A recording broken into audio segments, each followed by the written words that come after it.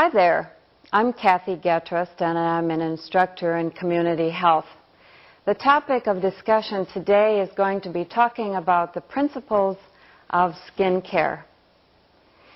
Skin, in medical terminology, is more correctly termed the integument. We speak about the integumentary system in medical terms, and that refers to discussion about the skin. Not only is the integumentary system include the skin, but it also includes hair, the scalp, and the nails, both fingernails and toenails.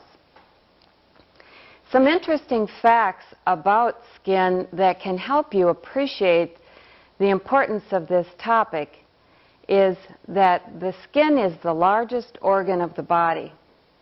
Lots of times I don't think we think of skin as an organ on the body. We think more about the heart or the lungs as body organs.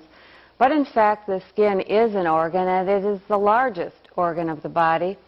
And it covers approximately 20 square feet of surface area. It also weighs about 5 to 7 pounds. I'd like to talk about the structure of the skin.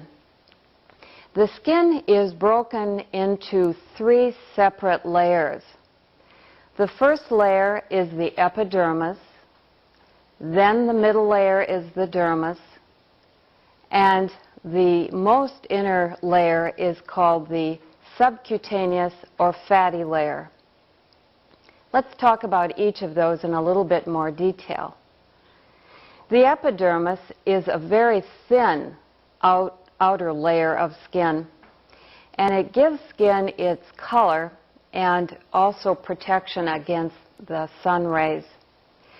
Cells in this layer are constantly sloughing off, being removed, and new ones are being replenished. The dermis, as I said, is the middle layer of skin, and this particular layer includes all of the blood vessels, nerve endings, and other portions of parts to the tissue in the skin. The fatty layer, or the subcutaneous, is the innermost layer and is a thick layer that attaches to the structures underneath, structures such as bone, muscle, tendons, ligaments. And it, as I said, is composed of fatty tissue that cushions and protects deeper tissues in the body. It also provides insulation against heat and cold. Hair, as part of the skin, is embedded in the dermis layer of the skin. You can see there a hair root that's embedded in the skin. What you can see next to the hair is the sebaceous gland. And a sebaceous gland secretes a thick oily substance through the ducts that lead to the skin surface. During the aging process, these oil ducts sometimes fail to function properly, and the skin becomes dry, scaly, and delicate. Nerve endings are also embedded in this dermis layer. This is a sense organ. Nerves are sense organs that keep us in contact with changes in our environment. Nerves allow us to sense changes in heat, cold, pain, and pressure. Blood vessels are also in the dermis layer of the skin, and they provide nutrition to the skin and remove waste materials. It also brings heat from deep within the body to the skin surface so it can be removed. It is removed through sweat glands. Sweat glands produce perspiration that reaches the skin surface through tubes or ducts that end in openings called pores in the skin. The skin has multiple functions.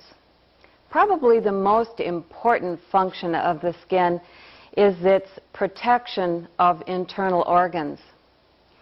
When the skin is intact, and by intact I mean not broken, no tears, not damaged in any way, the skin forms a protective layer so that germs cannot reach any of the organs deep within the body. Another function of the skin is the regulation of body temperature.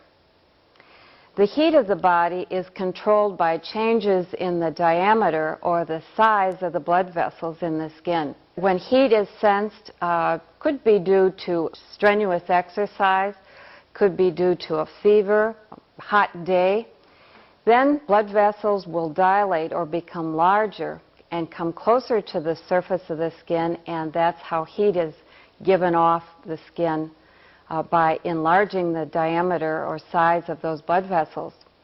Conversely, when it's cold and body heat is needing to be retained, those blood vessels move away from close to the surface of the skin and they constrict or become smaller, and as a result the heat is retained and the person will develop goosebumps, if you will, and that combined with the constriction of the blood vessels helps retain heat in the body.